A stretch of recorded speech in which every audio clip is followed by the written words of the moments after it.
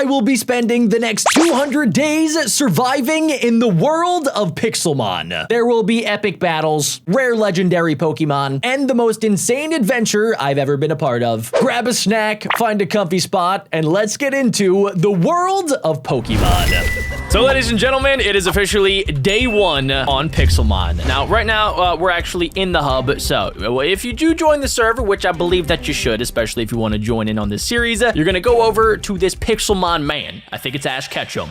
Once you right-click on him, you will be greeted with the Pixelmon selection screen. Just like every single Pokemon game, you will have to make the toughest decision of your life. Which Pokemon do you want to start with in your Pokemon journey? Personally, I have to go with the OG Charmander. This was the first ever Pokemon that I picked out when I was like 9 years old. So there's a lot of nostalgia here, and I have decided to go with Charmander. After you pick out your starter Pokemon, you will be teleported to the spawn of Anubis. This is where your Pokemon adventure begins, and this is where my first 100 days on the server will commence. What the heck? That is the most buff bug I've ever seen in my entire life. In my inventory, it looks like I have an Anubis helper. This has information on everything on the server that you could ever want. By the way, for those of you guys that did not see the IP, it is anubismc.com. If you guys do want to join me on my journey, everything, including a tutorial on how to install this mod, will be linked down below in the description of today's episode. Because I have no idea what I'm doing, I decided to right-click on help. So on this server, you're actually able to vote in order to promote the server. And in exchange, you'll be able to buy different things, like crate keys. It turns out voting for the server on multiple different websites is a great way to get a ton of free items. I even received a Master Ball. Next up, I wanted to assert my dominance because I wanted to catch them all and be the best trainer on the server. So I decided to challenge Bulbasaur. Bulbasaur, you have met your match. Level 5 Charmander. It turns out Bulbasaur was extremely overpowered and had a 100 level Scolipede. I think Ember should do the trick here. No, it did not. I died. And that's basically all I did in day 1. We also have a vote crate to open since I voted for the server. We can get a lot of different things, but I really hope... Oh, we got 1 orb of frozen souls. So I believe I should be able to use this to eventually get an Articuno. The only thing is, I need to collect the souls of different Pokemon. Since one of my objectives was to catch a legendary, this was going to be perfect. Over here, I discovered they had an EV training area. This area is great for killing extremely low-level Pokemon and also leveling up your Pokemon. For those of you guys that don't know, every Pokemon is born with an IV. That set, it can only be increased by breeding the different Pokemon together in order to increase the IVs. But you can also train your Pokemon and max out their EVs, which will make them extremely powerful. Since all of this EV trainer's Pokemon were level 1, I was able to quickly level up my Charmander. My goal for today is to evolve my Charmander into a Charmeleon. The quicker I can evolve the Charmeleon into a Charizard, the better. I don't know why I said Charizard so weird. Then once I have a Charizard, I'll be able to fly around this entire Pixelmon world to find any single Pokemon that I want. And by the end of day 2, my Charmander was evolving into a Charmeleon. They just grow up so fast. On day 3, I decided to start off my journey and claim an area for my brand new Cookie City. If you do /RTP in the chat, you will be randomly teleported to a location somewhere in the world. Off in the distance, I noticed a giant structure. I wasn't sure if it was a player's base or something from the Pixelmon mod. Even though it was very dark and scary out, I decided I should check it out. This place is massive. It doesn't look like anybody lives here. Actually, I take that back. Somebody has definitely been grinding. They have their own different breeding areas. For those of you guys that don't know, the different breeding areas are used to create brand new Pokemon. The blocks beneath them dictate the different Pokemon that can breed. They also had an entire apricorn farm. I believe you can sell these or you can use them in order to create different types of Pokeballs. They were kind of just left alone, so I decided it would be a pretty good idea to take all of them. If the person watching this episode decides to come back for revenge, please just do not hurt my Charmeleon. I also completely forgot that I didn't claim my starter kit. That'll give me old sneakers, a random shirt, used pants, and lots of Pokeballs. At the end of day 3, I realized I haven't caught any other Pokemon, so I decided I would catch an Arbok. It's definitely not the best first Pokemon, but it'll have to do. Come on, come on, come on, give me my first Pokemon. Come on. I just used a Pokeball, but it's burned, so it should help.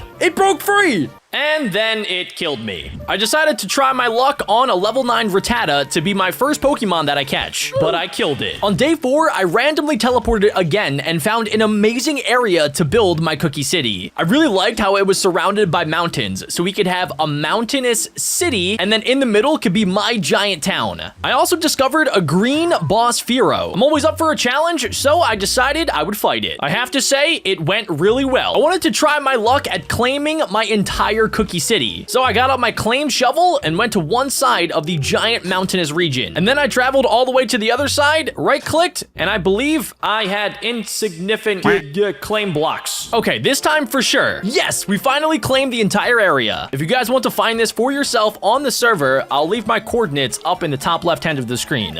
I also eventually want to create a warp, so as soon as you join the server, you can do /warp Cookie City. But currently that's not set up, and I'm not sure if that'll be set up before I end the 100 days. The next thing I wanted to do was visit the shop. If you type in /shop, it should pull up everything that you can buy. I started building my house, and let me tell you, before I get any comments down below saying how bad this is, please just know that I have really never built anything. Somehow I've been playing Minecraft for over 8 years of my entire life, and my building skills are probably worse than that of a 3-year-old child. But that's not going to stop me. I'm going to build a very simple base that I can at least store items in. And then I'm hoping that you guys can join the server and build a massive mountainous city around my house. I wanted to make my house really modern at the actual top of the staircase, so I went ahead and bought tons of quartz. Day 10, I wasn't really sure what else to do with my base. I think it looks, you know, somewhat good. Eventually, I would like to replace the staircase because it really does not match the style of the house whatsoever.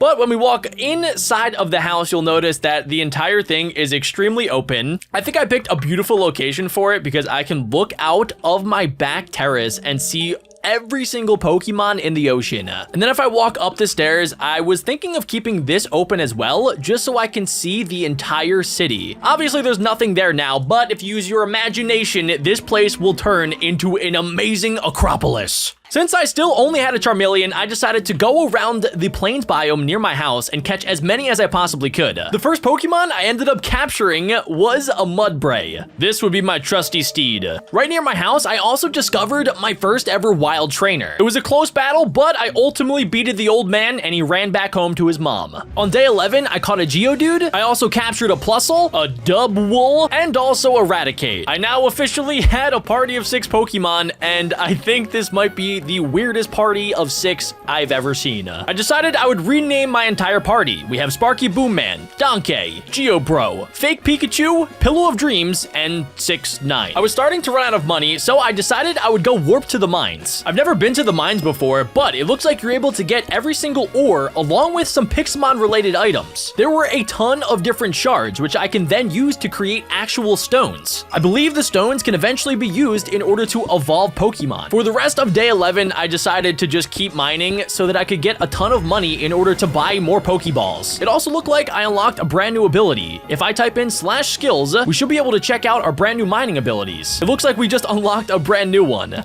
So if I right click with my pickaxe, we now have a Super Miner Madness ability. This will definitely help with mining for the rest of day 11. After mining for all of day 11, I decided to go to the Ore Man and sell everything that I had. After that, I realized that somehow I had over 1 million Pokédollars. I'm 99% certain that somebody on the server sent that to me because there is no way I got $1 million mining for just one day. But since I did have so much money, I decided to check out the GTS. This is basically the black market of just things that people sell. You can sell items, Pokemon, and pretty much anything on the entire server. Right here, somebody is selling a level 70 Palkia with perfect or almost perfect IVs. It's a little bit out of my price range. What I really wanted to get was a ton of XP shares for my entire party. That will make it so that every time I defeat a Pokemon in battle, they will all get the experience. I actually managed to buy an XP All, which I'm pretty sure will split up the experience among every single Pokemon in my party. I right-clicked to activate the XP All. On day 13, I decided I would test it by randomly teleporting out into the world of Pokemon. I found a young child in the forest and decided I would battle him with my party of 6 insanely powerful Pokemon. Turns out he only had a Pidgey. While I was walking around, I found a random Ultra Ball in the forest. I believe there are rare items in these. I received something called a Magmarizer. If you guys know what that does, please go ahead and leave a comment down below. In that same day, I found random particles. I found something called a Thick Club. I believe that item makes Cubone and Marowak even stronger. Sadly, I didn't have those Pokemon though, so I continued to search for other Pokemon to destroy in combat. On day 15, I stumbled across a ginormous build and I believe a DJ station? Boop, boop, boop, bop. What? Huh? I was not expecting to find a note block song during my 100 days of surviving in Pixelmon. But am I mad about it? Not at all. I noticed in chat on day 16 that somebody said there was a battle pass. So I typed in /battle pass in the chat, and sure enough, there was an actual battle pass. Just by doing normal things on the server, I have already leveled up to level 9. Let's claim our $10,000, 5 tokens, an XP share. I guess I probably should have waited and done the battle pass. And also another 25,000 Pokédollars. I believe I have access to the premium pass as well, so I can get a mega Pokemon crate key. I received so many items from the battle pass. I even got an orb, which we can eventually fill up with Pokemon souls and get one of the legendary birds. Personally, I'm a Moltres guy, so I eventually need to get Moltres. Since I did get a few crate keys, I decided to head back to spawn to open them. I voted again for the server and had access to another vote crate. I got a legendary key, no way! Wait a second, I think I actually have multiple because I voted for the server 6 times.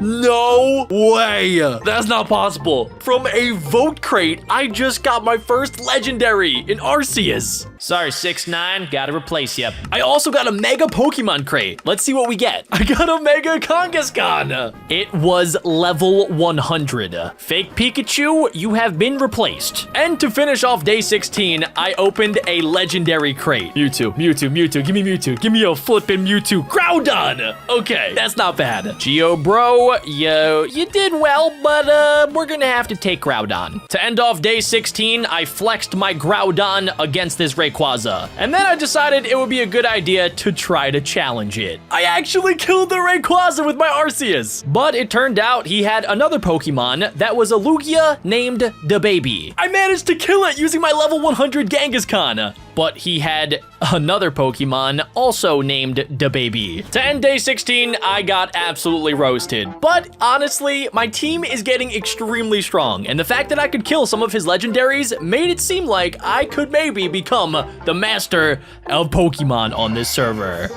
Starting day 17, I was feeling pretty confident with my team. Even though I had some low levels, my level 70 Groudon, Arceus, and my level 100 Kangaskhan were ready to take on the first gym. So in order to get to the gyms on Anubis MC, I'm pretty sure you just type in /gyms. The ground gym, the max level is 20, so we might have a slight issue. Let's see if I can sneak in with a couple level 100s. Hey, how's everybody doing?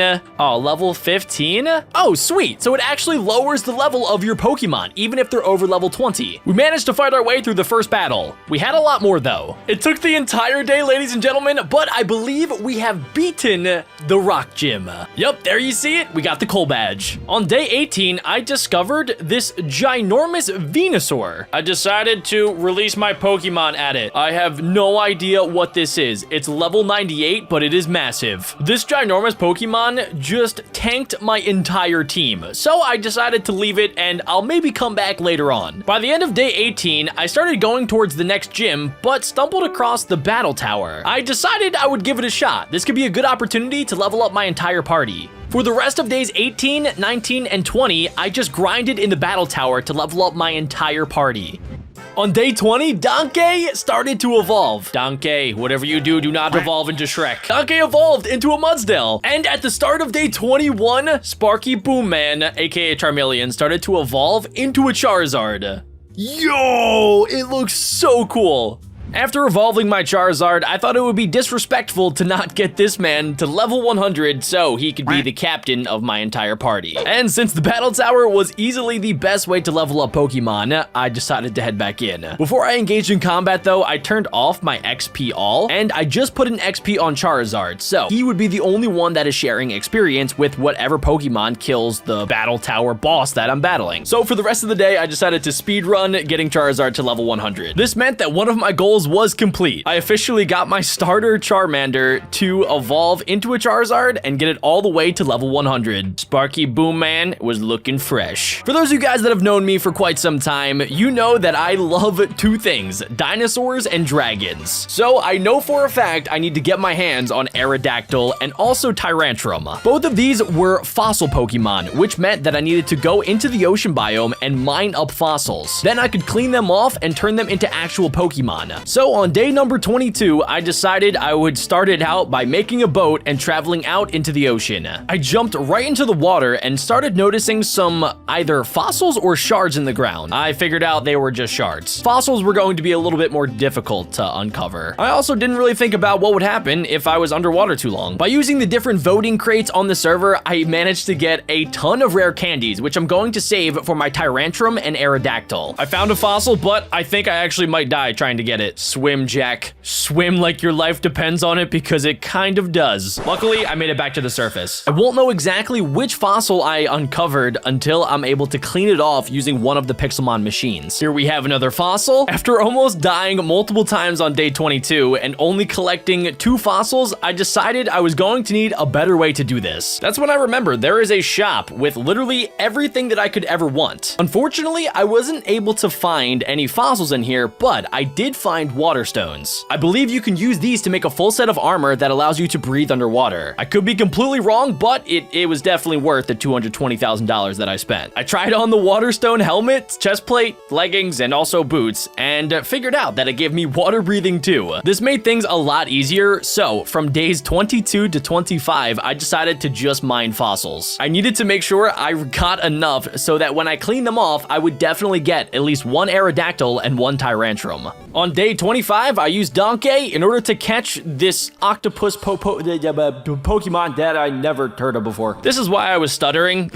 Look at how amazing this thing is. This made day 25, I think, one of my favorite days in the entire series. I fed him 2 of my rare candies because how can you not feed this thing rare candies? At the end of day 25, I went back to my house to clean off my fossils when I realized I really don't have anything to do that. I tried throwing one in the water, but supposedly that didn't work. Somebody on the server told me that I'm actually able to use the spawns machines. I was really hoping they had a place to clean off your fossils. I decided to go underneath the Poke Center and discovered they actually did. So I decided to start putting some of the fossils in the cleaners. Then once they were cleaned off, I was able to put them into the actual fossil machines that will bring them back to life. It took a little bit longer than I expected in order to bring all of the fossils to life, so I was stuck here until day 27. At the end of day 27, I went back to my house, checked my PC, and saw that I got a Cranidos and also an Aerodactyl. These were 2 of my favorite Pokemon, so I was so glad to have them on my team. I decided I was just going to split my rare candies evenly between the 2 of them. And just like that, Cranidos was evolving. Now I officially had a Rampardos and also an Aerodactyl that were both level 33. At the start of day 28, I decided to go back to spawn because when I was there the day before, I noticed there was a donator section. I figured out that these were different kits that you could purchase in order to get some extremely amazing items. The Alolan kit, for example, gives you a legendary key, a shiny legendary, 5 master balls, and 128 rare candies. So I decided to get it. That meant that I was able to go back over to the crates and open 1 legendary crate and 1 shiny legendary crate. Give me some good stuff. Give me Mewtwo. Give me Dialga. I got a Tapu Bulu. Shiny. Give me something nice and shiny and juicy. Shiny Marshadow. I was hoping for a lot better, but I'll take it. I spent the rest of day 28 leveling up my entire team. At this point, I felt pretty confident that I could take down the next gym. The next gym was the Fire Gym. Considering I had a lot of different fire Pokemon, I wasn't sure how this was going to go. I relied on Aerodactyl and Groudon the most, since they had the most ground and rock moves. I eventually battled my way all the way to the gym leader, and by the end of the day, I had defeated the trainer. Look at that, we got the Volcano badge. I was feeling really confident, so I decided to challenge the next gym.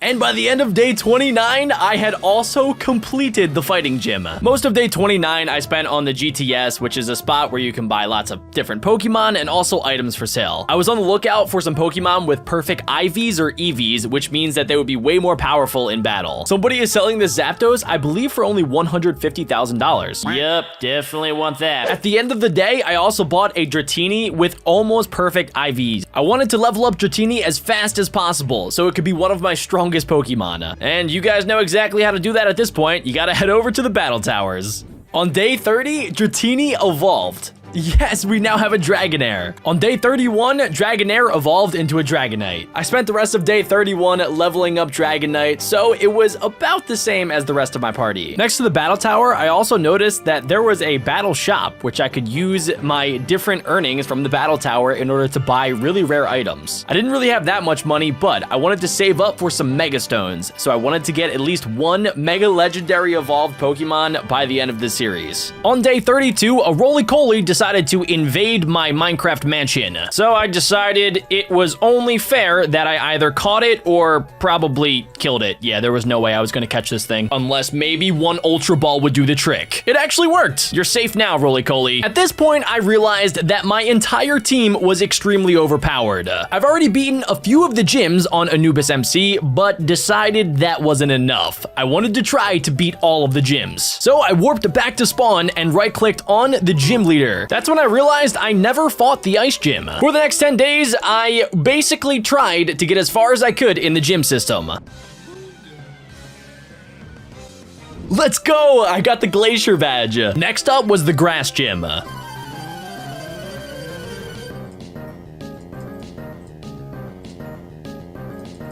This was probably the easiest gym I faced yet. I didn't even lose one single battle. It was probably because most of my party had fire attacks. After that, we headed straight to the poison gym. This one, I didn't know it at the time, was going to be my hardest one yet. Wait, is it just me, or is this Pokemon I'm fighting named Among Us? Okay, he keeps saying Among Us, but like, that's really sus. I had no idea there was a Pokemon named Among Us. You learn something new every day. Eventually, I was able to battle my way to the Steel Gym.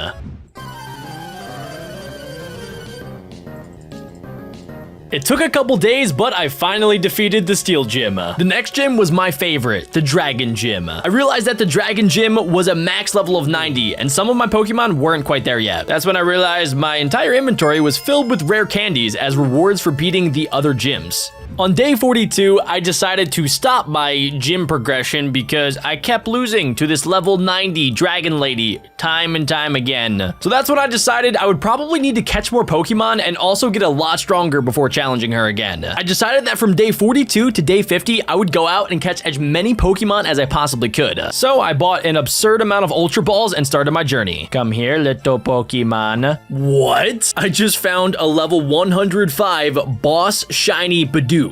I tried catching it, but it wouldn't let me. I even managed to find the Pokemon version of Bessie. On day 50, I checked my Pokédex, and I realized that I had already completed 11% of the Pokédex, and I've caught 105 different types. I checked on my PC, and I figured out that I had about 3 pages and a little bit of the 4th page already full. I really wanted to train my party, so I headed over to the EV training area. I went through all of my Pokemon and realized that most of them only had about 50% of their EVs trained. If we were able to get them all up to 100%, then we should be able to take down that Dragon Gym from earlier. So for the next 10 days, I went ahead and trained literally as hard as I could.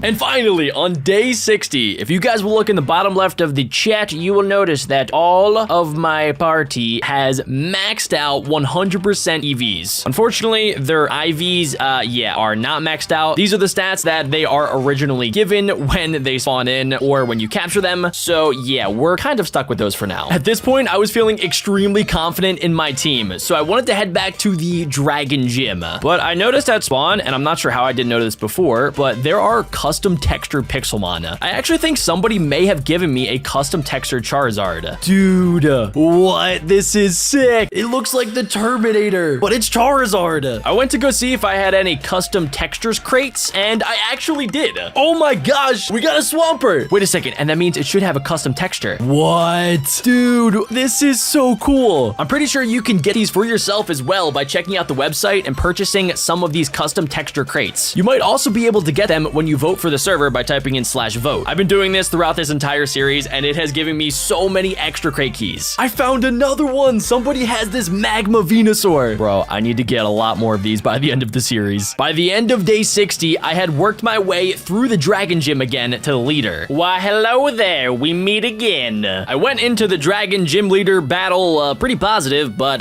yeah, it took me 3 whole days to beat this gym boss. She was absolutely cracked at Pixelmon, and I have no idea why or how. Why? Why are you so good? Please just let me win, please. Just once. Yes, finally! I did it! Bro, that took way longer than I thought it would. At that point, I had officially defeated all of the gyms. The next challenge was the Elite Four, but honestly, I didn't think I was ready, so I held off. Don't worry though, by the end, I challenged the Elite Four, so be sure to stick around for that. On day 64, I checked out the GTS to see if there were any good deals, especially because I feel I'll need some better Pokemon in order to defeat the Elite Four by the end of this video. I did see this level 70 Deoxys with 81% IVs, so I decided to buy it. After that, I checked my bank account, and all of the money that players gave me at the start of this series was slowly dwindling away. If you guys remember, in one of the first days of this episode, there was somebody that literally donated $1 million. I tried to give it back, but they just kept giving it to me. So yeah, we decided to use it. Don't worry though, because if we eventually do 200 days on this series, I plan to give away a couple of my top Pokemon. So make sure you're on the server, because when that happens, yeah, you're not gonna wanna miss out. Some of my Pokemon are literally extremely overpowered. Remember that after this video, you can check out how to install and also join the server by clicking on one of the top links in the description down below. After battling gyms and training my party for so long, I honestly was getting a little bit bored. That's when I discovered that there were Pok Hunts on this server. If you type in /Pok Hunt in the chat, it'll bring up easy hunts, hard hunts, and expert hunts. There were some insane rewards for these. All you had to do was go out and find one of the Pokemon on the Pok Hunt. So from day 64 all the way up until day 75, I did a ton of these. Roll the montage.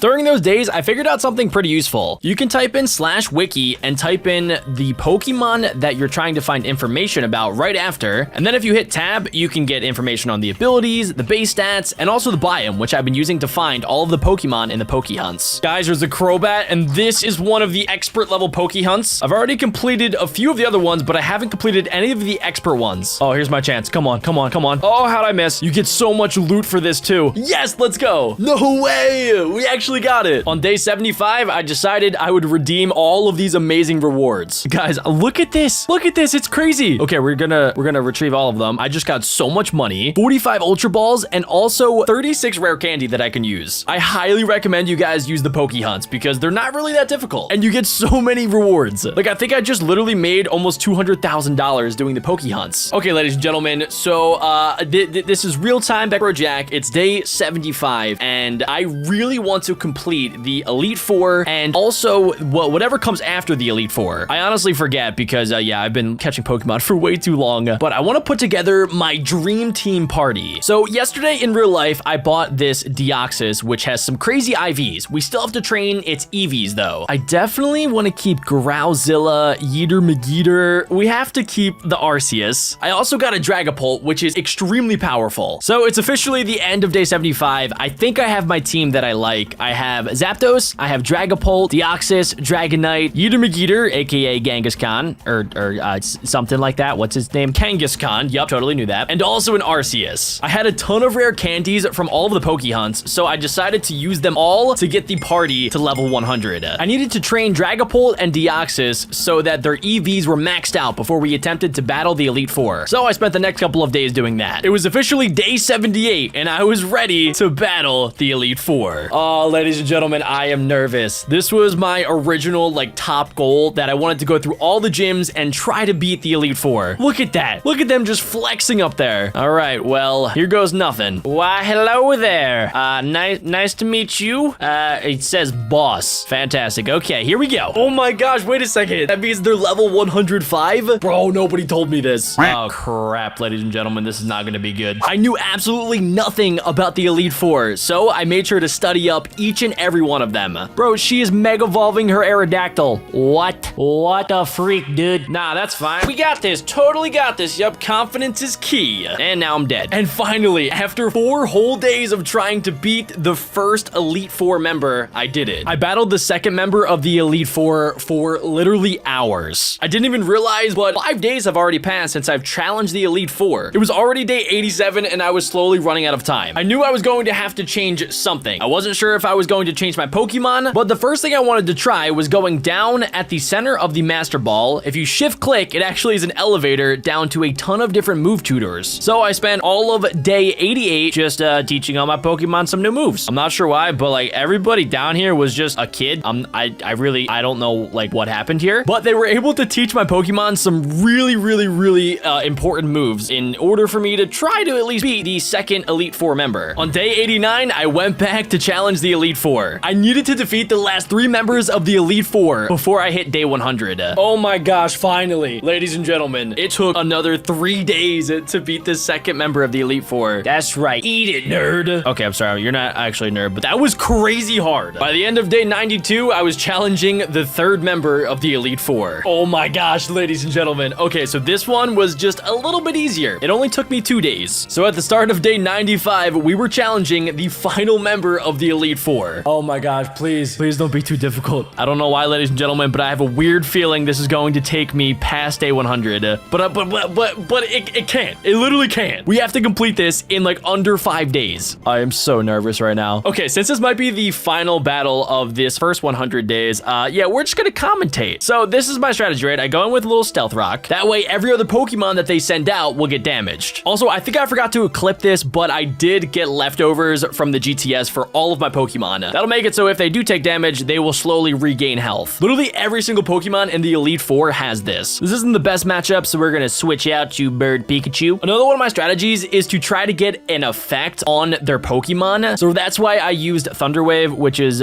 perfect because I have this move called Hex, which does a lot of damage. It doesn't affect Chansey. Never mind. It's supposed to do a lot more damage if the Pokemon I'm using it against has a status effect. But yeah, Chansey is weird. It's not looking too good, ladies and gentlemen. My Growzilla is, yeah, it's really my only hope. If Groudon goes down, then I'm probably going to lose. Bro, they're mega evolving Alakazam? Are you kidding me? Bruh, what? Oh, all right, cool. Yep, yeah, totally planned for that. All right, we're so close to dying. And yeah, that was, yeah, my first loss of the Elite Four. Well, yeah, that was my first loss of the final member of the Elite Four, I'll say, because I've lost so many times to the other members. Luckily, it's still only day 95, so I have a couple of days left to try to beat that last member of the Elite Four. Bro, I swear this is impossible. I have died so many times, and we're literally running out of days. Well, ladies and gentlemen, it was not looking good. By this point, it was day 99, and I still could not figure out how to beat the last member of the Elite Four. I honestly didn't want to spend my last day of this 100 days trying to battle the last member of the Elite Four because honestly, I didn't think I was going to be able to win. So I decided to spend my last day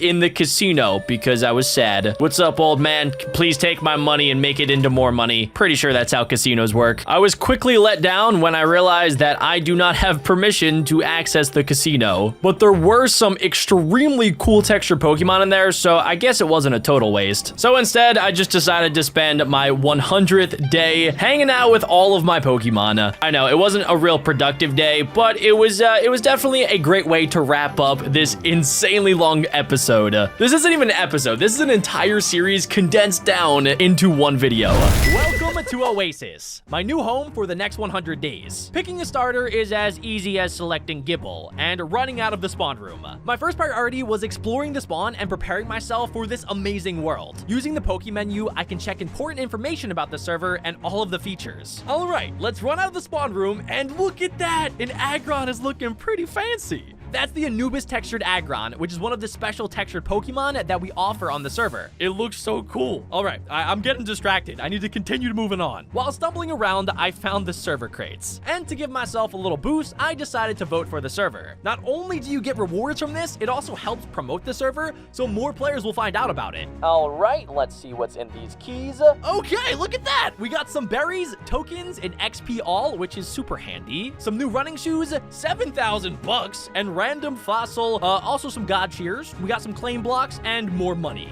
That fossil is a sail fossil, which I can turn into a really cool Pokemon. Honestly, I kind of want the fossil Pokemon now. So let's run over to the Poke Center in the spawn to use one of the fossil rooms. Here you can heal your Pokemon at the front desk, but of course my Gibble would never faint, so we're not gonna need this. What I am interested in is the fossil room. Oh, this might take a little bit. Hold on. All right, so the fossil is done incubating, and look at it just sitting in the machine. Let's see. We should be able to use the Pokeball on it, and just like that, I got an Amara. There's some other features around spawn, like this awesome shop where you can buy yourself resources if you're lazy, like me. But we don't need that for now. Oh, and I almost forgot. There's Daily Roulette, which is a random draw for some awesome rewards if you download the mod pack. You can find more info on that in the description of this video. All right, let's give it a spin. Oh, look at that. I got a Porygon piece. I'm pretty sure I can use that later in order to get my very own Porygon. All right, so I think I'm ready to leave spawn and finally begin my Pixelmon journey on like day 3. But that's okay. No more waiting. Let's go. Okay, so we use the random TP in order to teleport into a taiga biome. The first task is to always chop wood. Luckily, I already have an iron axe to help me out with that. All right, with this wood, we can officially start exploring a little bit more. It's a little bit dark though, so we can actually use the Fulbright command so I'm not walking around blind. I'm probably gonna need some coal. Let's hop into this cave. I also stopped a few times to grab some resources that I found running around the caves. We'll speed this up a little bit because honestly, who wants to watch me mine all day? I decided it was finally time to try my luck on some Pokemon. Oh, look at that. There's a level 8 Hoot Hoot. It really didn't go too well, and I had to go to the Poke Center. While I was there, though, I grabbed some Poke Snacks from this NPC that I can use to heal my Pokemon. All right, back to exploring. I found a village, and the Poke Center was completely destroyed. It had nothing good in the shop either, so I kept moving. On day 7, I found this clearing by a swamp, and that's when I knew I would be building my house there. So I bought some spruce logs, because that's really what I want, and I needed that, and I didn't have any resources, and then immediately I got to building. I had to clear out the grass, but after that, it was full god build mode. Call me Bob the Builder. I got the floor laid out with a cobble border and started laying down some spruce log pillars. I filled in the walls and then got started on a nice roof. I'm not very good at building, so I kind of made a simple roof. I maybe build like a 3-year-old, so please don't roast me in the comments. Honestly, the house turned out a little bit better than I thought it would, and is a great base of operations for becoming the best Pixelmon trainer on all of the server. I started to get bored of building and decided it was time to commence my quest in becoming a Pixelmon god. It's already day 9 and my Pokemon aren't even level 10 yet. The best place to train is using the /warp EV command. If you didn't know, EVs are stats that you can increase by fighting certain types of Pokemon, which make your own Pokemon as strong as they can be. Gibble has a high attack stat, so I want to increase that even more. I bought a power bracer, which will help me get EVs faster, and hopped over to the attack section. From here, I started beating up every Pokemon I could get my hands on. Rockruffs, Mankeys, nothing could defeat me in my Gibble. Until they did. But it's fine. I just went to the Poke Center and healed right back up. So I did that for the next few days, and now it is officially day 12.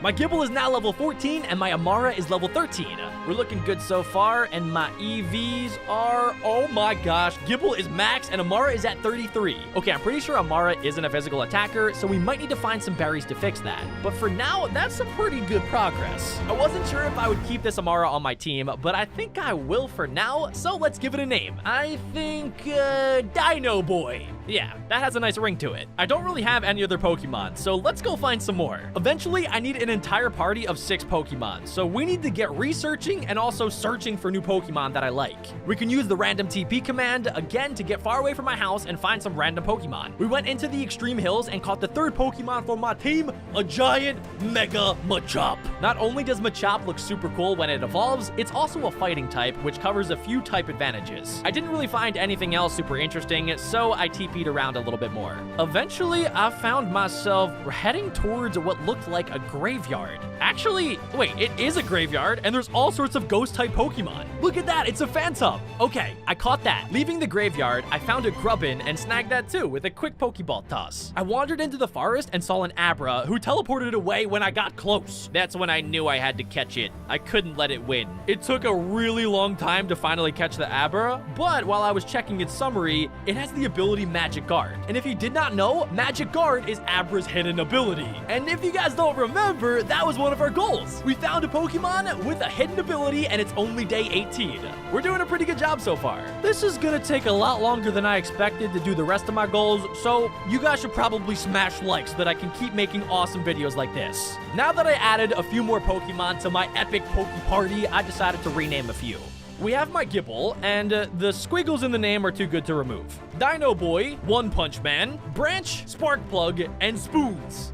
The Abra. It's officially day 19, and I was about to set out on another mission when an event started on the server. Let me explain what events are. Events are fun minigames that you can go to compete against other players to win rewards on the server. This time it was tag, and man, I am not good at tag, but we will give it a shot. Round 1. Okay, let's do this. Gotta run fast and hide so I don't get caught. That was the plan, of course, but things never really go my way. I just barely dodged the it person on the first wave, but immediately on the second wave, I got tagged. This is hard. I chased someone down for the entire duration of the game, but I couldn't tag them before I got knocked out. Eventually, someone finally won, and we were off to round 2. Round 2 started out pretty bad. I got tagged immediately. I found a player, though, and chased them all across the boat. We slapped each other around a bit, and I passed the slime and just barely managed to escape and move into the next wave. Now, this was a strategic choice that I'm a little bit ashamed of, but I dashed over and hid in a small slot in the wall until the wave was over. At least I didn't get tagged, right? Well, the third wave was worse, and honestly, I wish I would have just hid again, but I was being slapped around with the slime left and right. I really want to win, but sprinting across the map didn't really do me any favors, and I was tagged last second and got knocked out. Someone other than me won again, and it was on to the last round. The final round, I actually lasted a long time. I was running around the map totally the entire time and not hiding in small spaces, but they caught up to me of flipping course. The last wave, I was knocked out, and once again, within the last second, I was tagged. The event was over, and I did not win any keys. What the flip is wrong with me? Let's just forget this ever happened, and you can think of me as the king of Pixelmon and the king of minigames? Okay, we'll go with that. By that point, it was already day 21. Next up on my list of goals was to get my entire team of Pokemon to level 100. If I was able to do that, I would be able to easily complete a lot of my other goals, like defeating the Battle Tower. Of course, I have to do some chores first, which is kind of boring. I went mining for some iron in order to get an iron hoe and a bucket. I would be able to use the bucket and the hoe in order to make a farm, but it's actually not for food. For those of you guys that didn't know, you can use berries to remove EVs from Pokemon in case you mess them up, which to be honest, will definitely happen to me. I have 2 of the berries I need in my chest, Pomeg berries and Qualot berries, but there's a couple more that I still need. We can warp to /warp EV again and buy some more. Let's grab 1 Kelpsy, Hundu, Greppa, and Tomato berry. Actually, we should probably get 2 of each. Anyway, back at home, I went outside, tilled the ground, and dug some holes for water, and planted all of my berries. Of course, this stupid Ponyta was in my way. Can you move?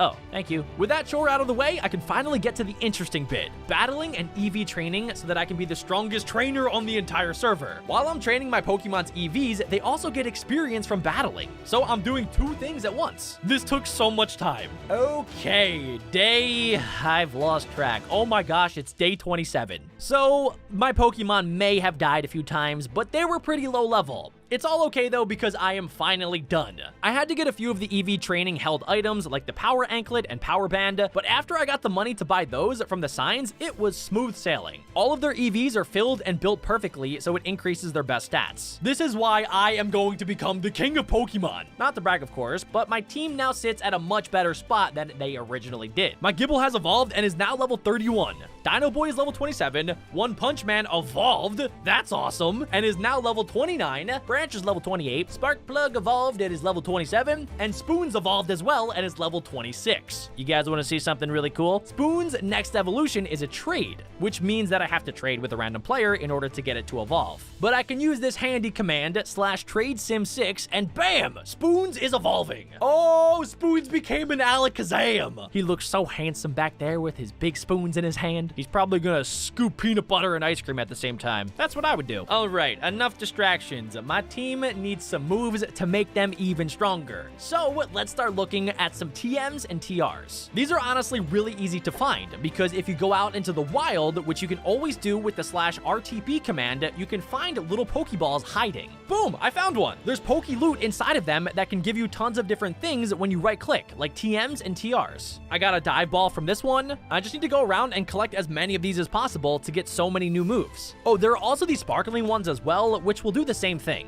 Thank you for the Grip Claw hidden Poke Loot. Well, no point waiting, let's start finding some. So it turns out these things are pretty rare, but it was pretty fun to explore all of my server and collect them. I even found this pretty cool ship by the sea, which had some chests in it to loot. I found some water gems and some fish I decided not to take.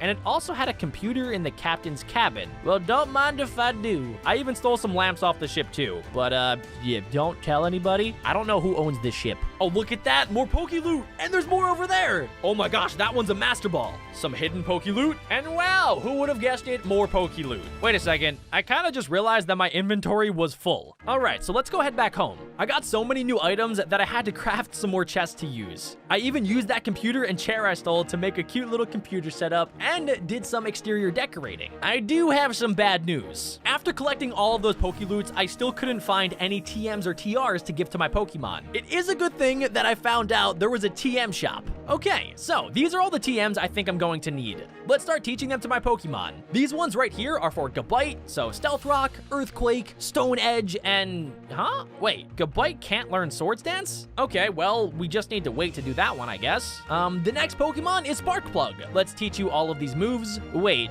Bug Buzz doesn't work either? Okay, I'm starting to get a little bit frustrated, but we're not gonna worry about that. Let's go level up my team to their final evolutions, and maybe then it will work.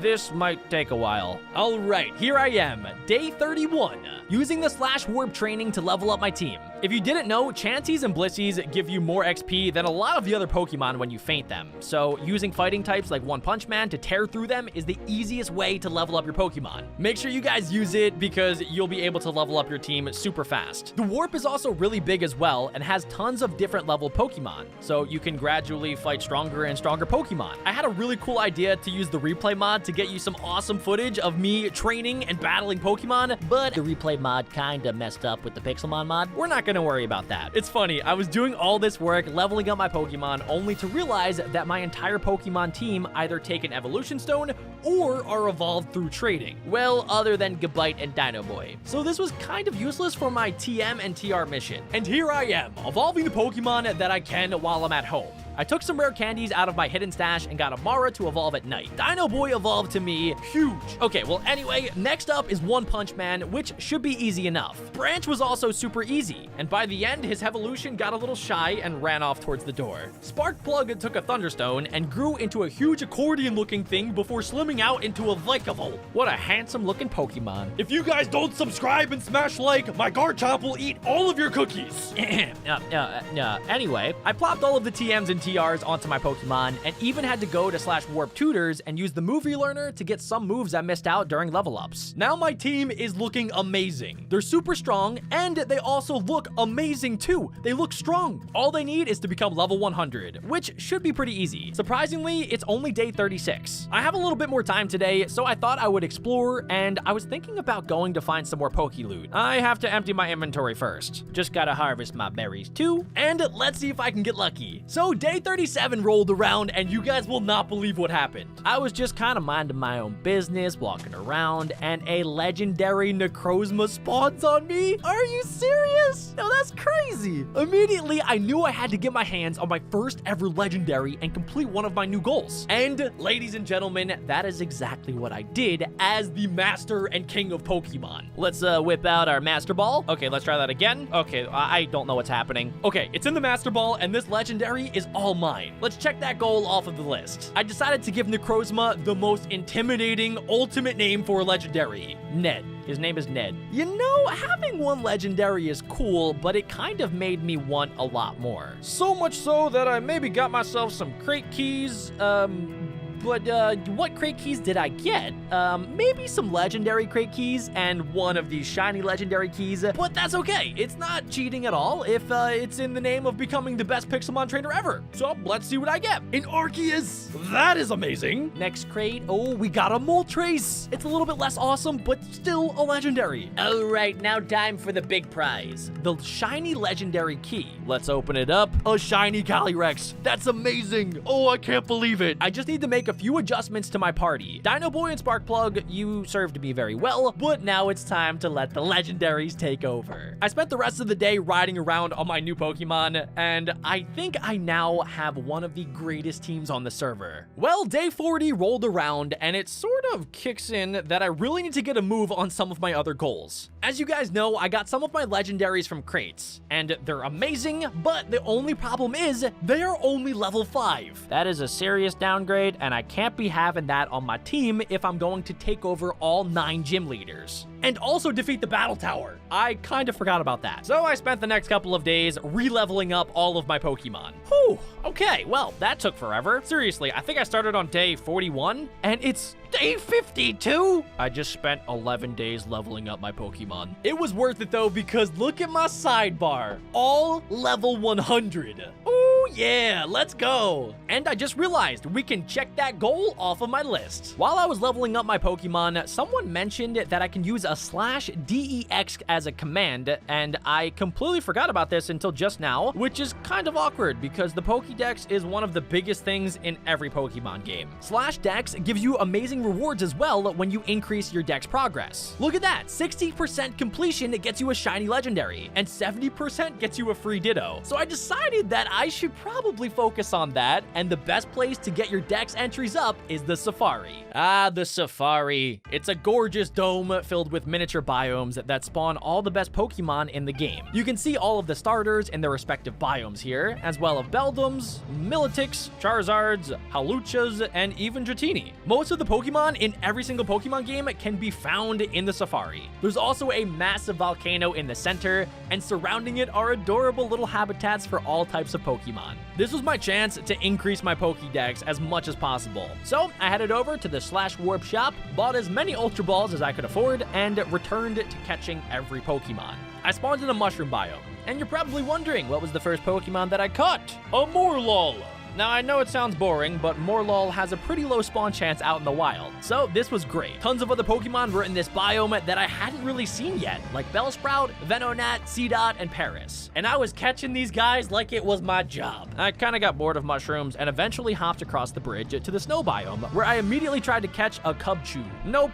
Almost. Aha, I got it. And let's put that into my PC. Sneasel, Sentret, Jinx, Snover, and Bergmite were some other pokes that I decided to find and catch near this gorgeous ice lake. I even caught a Piplup while I was sitting on the ice lake, which is a huge win. Most of the starters have a really low spawn chance, so getting Piplup out of the way was an amazing victory. New biome, new Pokemon. It felt like I was in the Safari for hours. I tossed Ultra Balls at anything that looked even remotely close to a Pixelmon. It was going really well until I got to the Mesa biome. I tried to catch a Vullaby there. When I tossed my Pokeball, I saw a Metang in the distance. Metang is the evolved form of Beldum, which is already a super rare Pokemon. I had to get this Metang. Look how cool it is. So I started using up all my Ultra Balls to try and get this thing. When I say all of my Ultra Balls, by the way, I mean like all of them. This stupid Metang was just so stubborn. I went through almost an entire sack of Ultra Balls trying to catch it. I didn't even have any Master Balls that I could use either. A Beldum spawned next to it, and I tried to catch that too. Nope. That didn't work. Nope. And yeah, I just kept failing. That's when I decided I needed to take a little bit of a break. I ate some cookies, but by the time I came back, I wasn't really interested in the Metang anymore. I wasted so many Ultra Balls, and clearly it just was not going to work. But what I did see next was amazing. Boom! It's a Charizard! I knew I had a chance of catching this thing. Eat my Ultra Balls! Wait, guys, I actually caught it! This was the best day ever. Who needed a Beldum or a Metang when I had a beautiful Charizard now? I went around the safari for a couple more hours and caught a Poplio, a Tepig, Slugma, Litten. The safari also had a few boss Pokemon, which I defeated using my Garchomp and stole all of their loot, like this rare candy. At this point, it was already day 57, and look at all the Pokemon that I caught in the safari.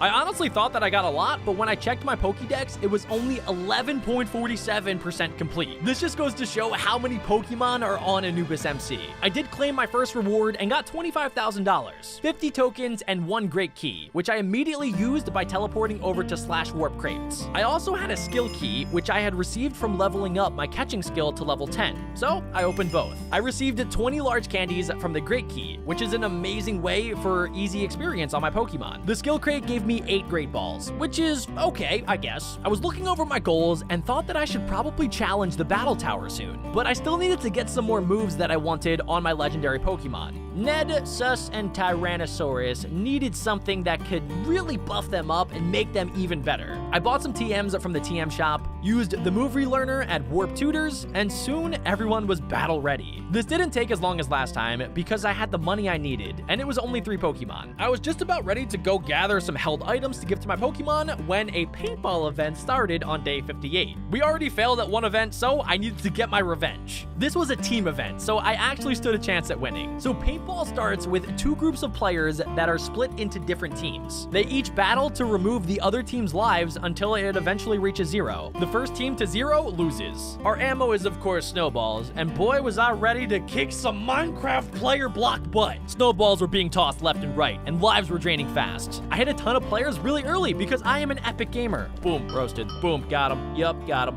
I was landing so many shots, but the only times I would be knocked out myself was if I traded with some other player, which meant that when I got knocked out, they also got hit. It was kind of annoying, but at least I was getting more and more kills. Soon, I had 1 kill, then 2, and then 17, and then over 20. And by the time the event ended, we actually won! Let's go! I was the MVP with 28 kills. That's why they call me the minigame master. I received an event key as a reward. I decided to try my luck again and do another round. I was on the red team this time. This time, I did really well and knocked out so many people. When the round ended, the red team won, and I ended with 23 kills. I got 20 rare candies as a reward. I teleported back to Warp E Crate and used the event key. I got $25,000. I checked what day it was and realized that it was already day 60. I had to get those held items and actually go and challenge the battle tower now. The days are starting to go by really fast. I only have 40 left, so I decided it was time to challenge the battle tower. But first things first, I need to get those held items for my Pokemon. To get them, I had to go to Ultra Space, which I started to do on day 61. I needed to get a few Z crystals and some other held items to finally pull my team together to even compete against the battle tower. You can get to Ultra Space by using the command /warp Ultra Space. It's a gigantic space-like dimension with weird gravity and tons of Ultra Poke Loot. This beast ball right here is actually Poke Loot. They're not as rare in this dimension, so there's so many that you can find. And I got the exact Z crystal that I was looking for. I was officially ready to challenge the battle tower. The first NPC was, of course, not a challenge at all. My team wiped the floor with them. My Garchomp fainted the first Pokemon Sudowoodo with an easy Earthquake, but died to Brionne next turn when it used Ice Beam.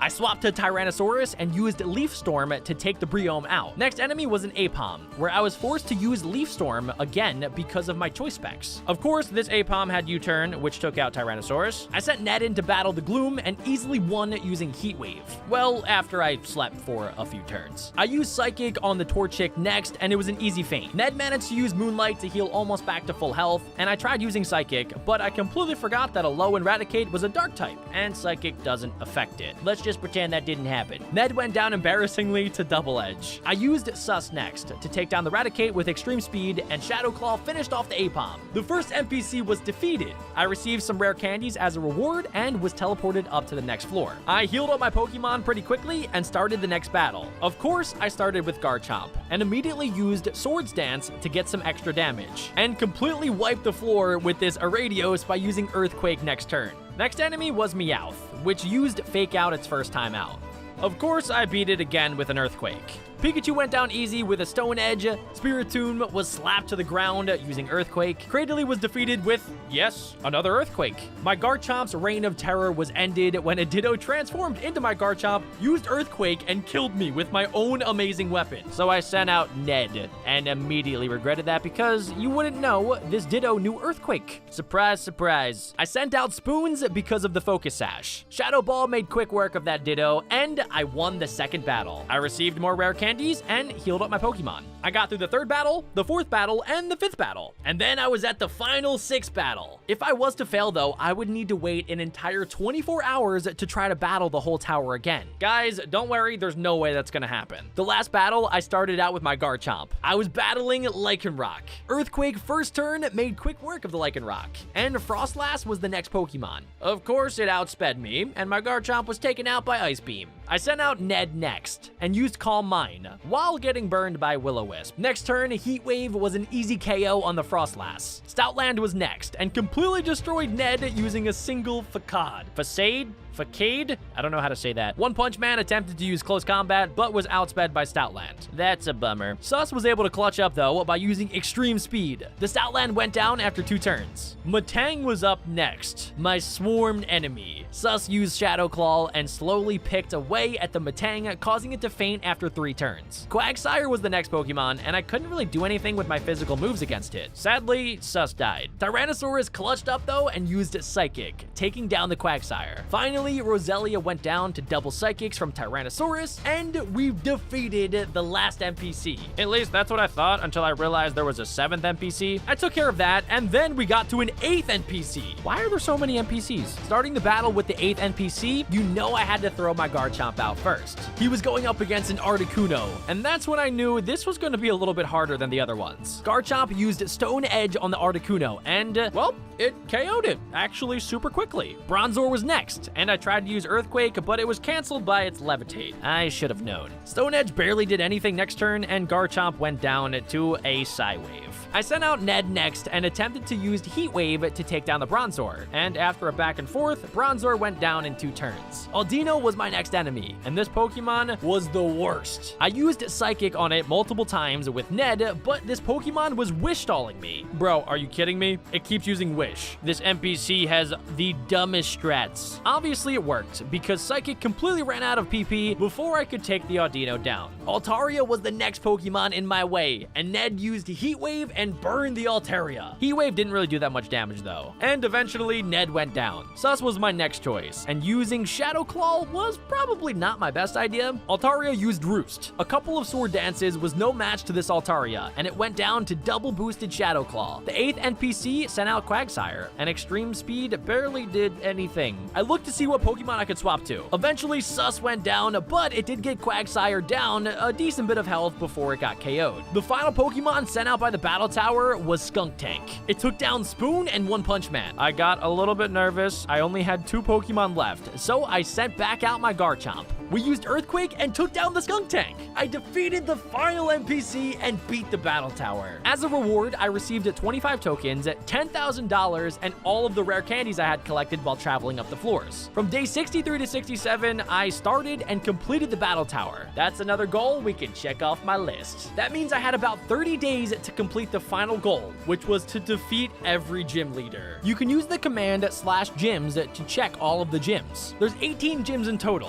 1 for every type. That is a lot of gyms, and I'm not sure I'll be able to complete that in 30 days. I mean, it just took me like 10 days to complete a Battle Tower. That's why I decided to just do 9 of the gyms. If this video gets enough likes though, maybe I'll do another 100 days and defeat the rest of the 9 gyms. But for now, let's take on the first 9. Over the next couple of days, I decided to do some quests. For those of you guys that didn't know, on the server, if you do /quests, you can actually see a bunch of different quests that you can do. I decided to focus on the daily quests and the tiered quests. Daily quests are small tasks that you can do every day, and the longer you do them, the greater the rewards. You can even get access to specialty kits once you reach a high enough streak. Tiered quests are things that you can do over time that have different tiers. The more quests you complete, the harder the quest will get, but the better the rewards get too. I probably should have started on these a little bit sooner. I decided to select 3 different tiered quests to have going on at the same time: Choice Catcher, Mob Hunter, and Breeder. Although I'm not really sure if I'll be able to get into Pokemon breeding, we'll get that one anyway, just to see. I grabbed some more Pokeballs and started on the Catcher quest. According to the tiered quest, I needed to catch 5 Pokemon of every single type, so that might take a while. I caught a lot of normal types and electric types just outside of my house. There was Mareep,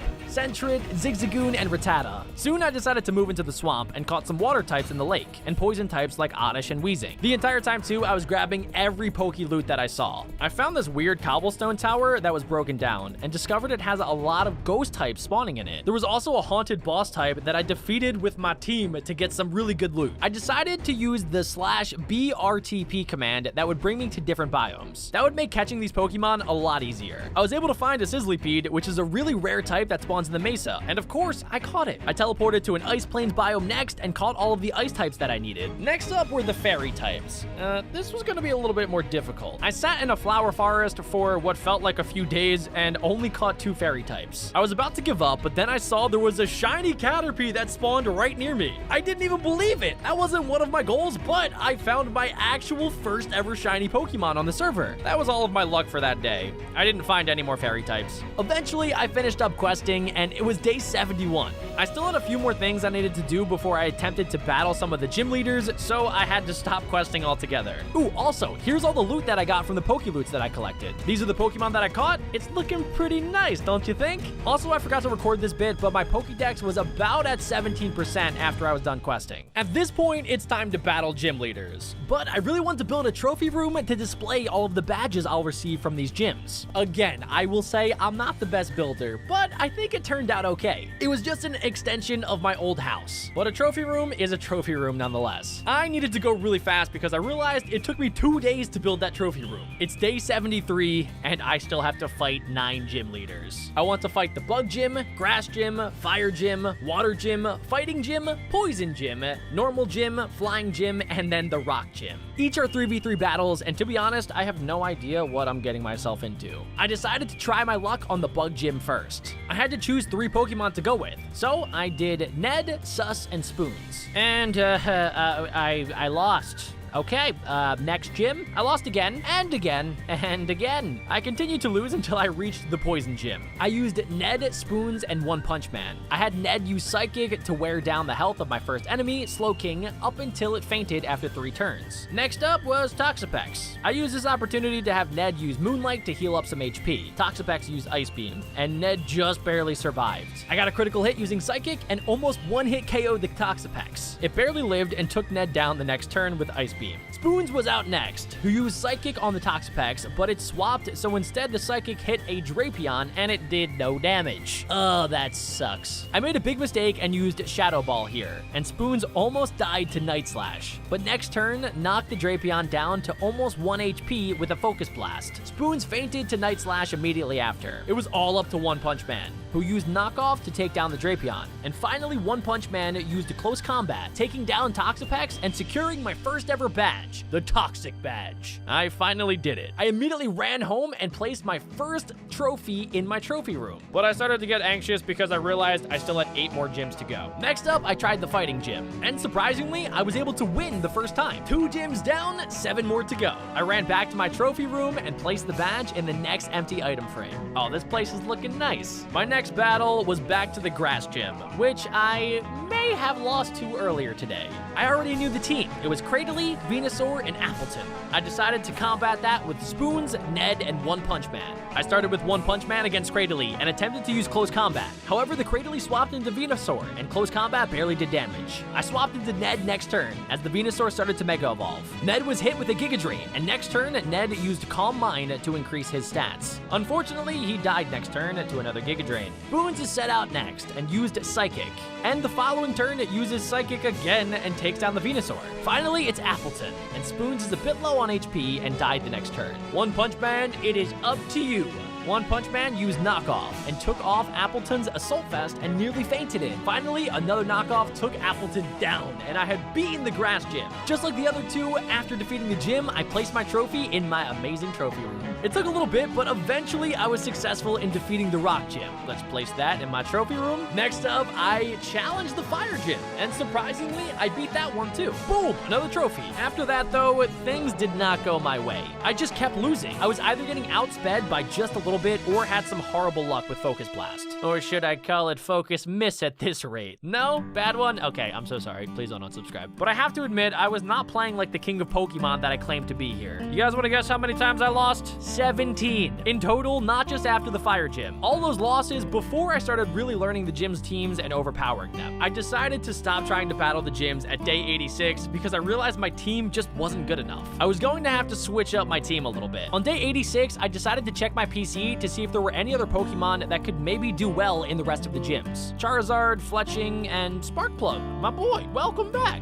I switched up the first two names though. So now we have Buster, Flappy, and Sparkplug. But first things first, we need to get them all to level 100. I wasn't even really sure if I would be able to beat them, but as the king of Pixelmon, I know that losing and getting up and trying again is all part of the process. You can't become a master without first being an apprentice. After leveling them up to level 100, I went to the TM shop and got all of their moves situated. Buster, Flappy, and Sparkplug were ready for the gyms. I put a Charizard Type Y on my Charizard to potentially Mega Evolve it into something super speedy. Flappy had a Flynium Z for a super powerful flying type move, and Sparkplug had a Focus Sash to survive any one-hit moves. It was officially time to take on the gyms. And guess what? I lost another 4 times straight. I'm really not acting like the king of Pixelmon. I still had another 10 days to get this done, and that was all the time that I think I need. I wasn't gonna give up so easily though. I still had another 10 days to get this done. I decided to go back to the drawing board and try to create an even better team. Or I guess a better-er team, because yeah, I already created a better team and they turned out not to be better. We've already been through the training process already, so let's just show the aftermath. Cloyster, who I named a Shellman, Swampert with the name Pete, and Cloud9, the Whimsicott. Cloyster had Shell Smash, which was an OP setup move when done right, and I had Ice type and Rock type moves to help with the Flying Gym and the Water Gym. Swampert had a Mega Stone, which would make its moves even more powerful. It also had Hammer Arm, which was an insanely overpowered fighting type move that was really good for the normal gym, and it also had Earthquake. And Whimsicott? Okay, I may or may not have made this moveset super annoying for only last-minute struggles. It's a stall set with Tailwind, but if the Water Gym was going to stall me out with Toxapex, I can stall out with this and give it a little bit of its own medicine. It's a fair game, and it's not dumb in the slightest. I'm not taking any losses this time, only W's. So let's go to the Water Gym and kick some Gyarados butt. I decided to swap Pete with Tyrannosaurus last second for some speedy grass coverage that would really help me out there. And into battle we go. I started strong with Cloud9 to face Toxapex and immediately used Leech Seed. But sadly, the Toxapex swapped out into Lantern and they were seeded instead. That's fine. Lantern is pretty bulky, so we can absorb a ton of HP. Next, I used Substitute to survive some potential damage, while Leech Seed did some work. And putting out that Substitute really saved me because the Lantern used Ice Beam. Cloud9 protected the next turn, saving yet another hit from Ice Beam. I knew I had to get a Tailwind up to outspeed Gyarados, so I chose to do that and sacrifice some of Cloud9's health. A Protect followed with a Substitute kept Cloud9 alive for longer, and got Lantern into yellow health. Yet another Protect saved Cloud9, but the Tailwind ended, so I had to put that up again. A critical hit took down Cloud9, who sacrificed itself for the sake of Tailwind.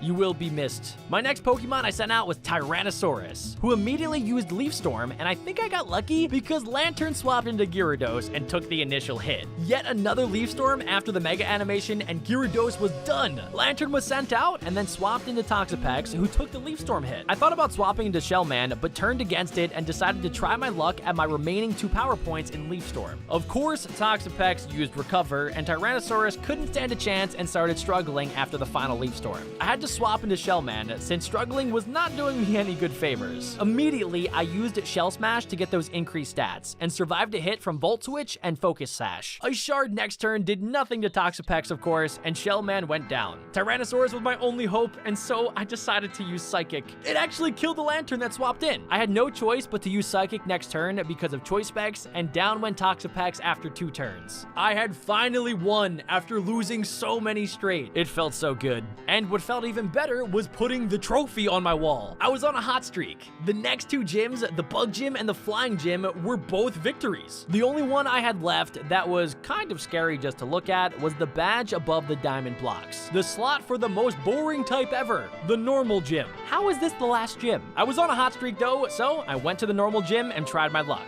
The first battle, my Swampert was frozen solid by Tri-Attack from Porygon Z, and it fell apart pretty quickly. I was kind of hoping that I would have an amazing epic win streak at the end, but I got kind of unlucky getting frozen. I would have won if I did it. It's day 99 now, and I can't afford to lose again, or else it's going going to be day 100, and I'm not gonna have all the trophies. I have to win. It all comes down to this last battle. I approached the normal gym once again, and I'm not gonna lie, I'm a little bit nervous. This gym has caused me the most trouble since I started, even though it's just the normal gym. But we're out of time. We have to do this. I started with Buster first turn, survived a Brave Bird from Staraptor, and used Fightinium Z for all-out pummeling to take down Staraptor first. So far, we're doing pretty good. Buster went down next turn to Fake Out from Lopunny, and I switched into One Punch Man and used close combat after Lopunny decreased their own defense, managing to take down Lopunny in one turn. Oh my gosh, okay, this is it's happening. This is happening. Next turn, One Punch Man went down hard to Tri Attack from Porygon Z, and my final Pokemon was Pete. I Mega Evolved Pete, and he withstood a Tri Attack and took down Porygon Z with Hammer Arm. I did it. No way! We beat all 9 gyms! Of course, you know, I had to place the normal badge on the final empty item frame and stand back to look